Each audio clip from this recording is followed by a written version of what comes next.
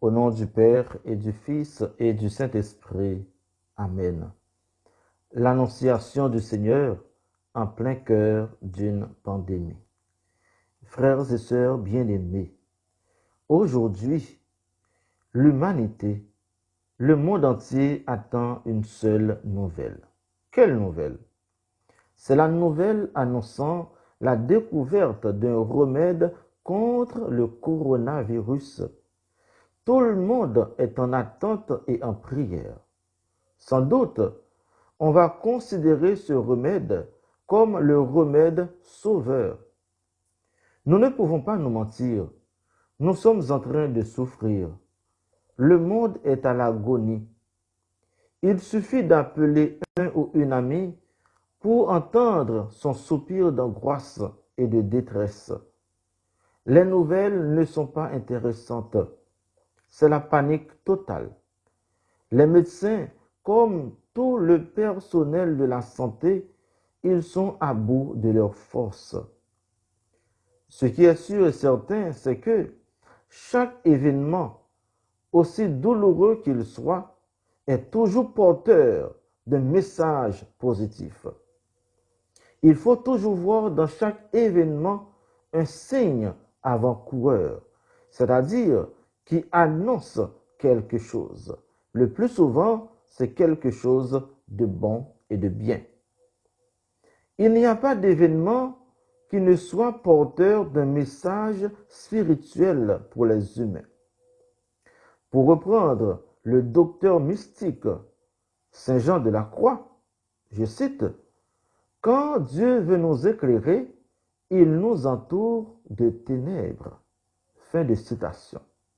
Alors, quel autre signe attendons-nous encore pour croire? Ce drame nous permet de réfléchir d'abord sur notre relation avec Dieu et aussi sur notre manière d'agir dans la création et nos comportements les uns à l'égard des autres. C'est vrai, on cherche à combattre ce virus à caractère mortel, mais je vous rappelle à ne pas oublier, le virus le plus dangereux à combattre dans nos vies, c'est le péché.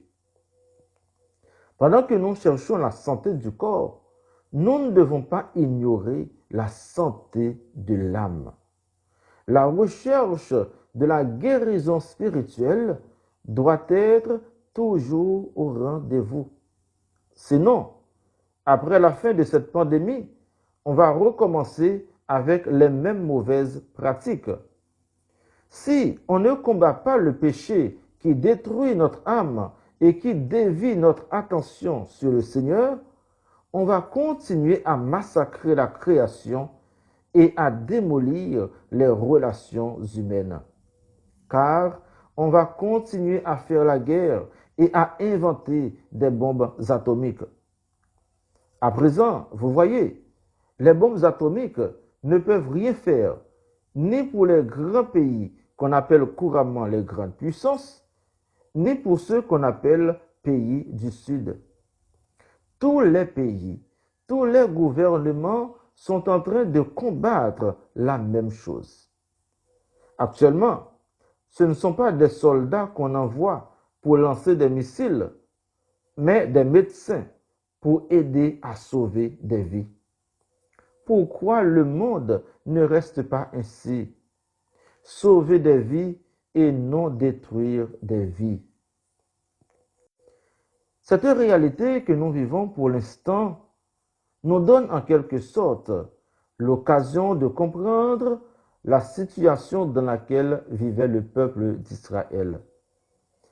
Ce peuple, qui est le peuple choisi par Dieu, attendait lui aussi un Messie, un sauveur. Il attendait une bonne nouvelle. À l'époque, ce petit peuple était envahi par des forces étrangères qui le maltraitaient. En revanche, il attendait quelqu'un doté d'une certaine puissance pour l'aider à se débarrasser de ses ennemis. Essayons de préciser pour dire que le plus grand ennemi du peuple d'Israël, ce n'était pas l'armée étrangère, mais le péché. Israël n'a pas été fidèle à son Dieu. Il adorait les faux dieux. Il s'était écarté de la voie de Dieu pour régler ses affaires. Pour le dire autrement, il ne voulait plus être sous la gouvernance de Dieu. N'est-ce pas aussi la situation de nos civilisations dites modernes? Disons, dans le visage de ce petit peuple, c'est toute l'humanité qui souffrait en rejetant le vrai Dieu. C'est toute l'humanité qui était affectée par le péché et qui attendait cette bonne nouvelle. Je dirais, l'humanité était attaquée par un corps étranger qui s'appelle le péché. Et jusqu'à présent, ce corps étranger qui est plus dangereux que le Covid-19 continue son chemin. Il fallait quelqu'un pour le combattre. Eh bien, voici la bonne nouvelle. De manière inattendue, l'ange Gabriel, envoyé par Dieu, débarque chez la Vierge Marie. Il annonce la naissance d'un sauveur. C'est ce que l'Église appelle l'annonciation. À travers l'annonciation, le salut et la délivrance du monde commencent. Par son oui, Marie ouvre à l'humanité un nouveau chemin de guérison et d'obéissance. Le choix de Marie comme étant la mère du Sauveur est, certes, une faveur divine, mais aussi Marie, de par sa connexion parfaite à la parole de Dieu, dégage déjà une odeur de sainteté qui attire la majesté de Dieu. C'est ce qui fit dire à Saint Louis-Marie Grignon de Montfort au sujet de la relation de Marie avec Dieu. Je cite, « J'ai pris tant de complaisance en vous lorsque vous viviez sur la terre dans la pratique des plus sublimes vertus, que je désire encore vous trouver sur la terre, sans cesser d'être dans le ciel. Vous êtes toujours mon épouse, aussi fidèle, aussi pure et aussi féconde que jamais. » Fin de citation. Marie, en vivant et en restant loin du péché, fait l'honneur du peuple d'Israël et de la race humaine en général. Frères et sœurs bien-aimés, ce que la Vierge reçoit comme bonne nouvelle, ce n'est pas pour elle-même seule, mais c'est pour tout le peuple d'Israël. c'est pour toute l'humanité souffrante. C'est pour chaque femme et chaque homme en particulier. C'est au nom de toute l'humanité divisée et déchirée par le péché que la Vierge accueille le Verbe de Dieu. C'est l'incarnation. L'incarnation en vue de la rédemption résume le dessein d'amour de Dieu pour les hommes. Cet amour salvateur de Dieu pour les hommes ne se termine pas, entre guillemets, historiquement avec l'ascension de Jésus-Christ. Cela veut dire que à chaque instant, à chaque époque, à chaque seconde, à chaque situation difficile, pour ne pas dire à chaque pandémie, le Seigneur continue de nous aimer et nous sauver. Cette tendresse ne s'épuise pas, elle se renouvelle chaque matin.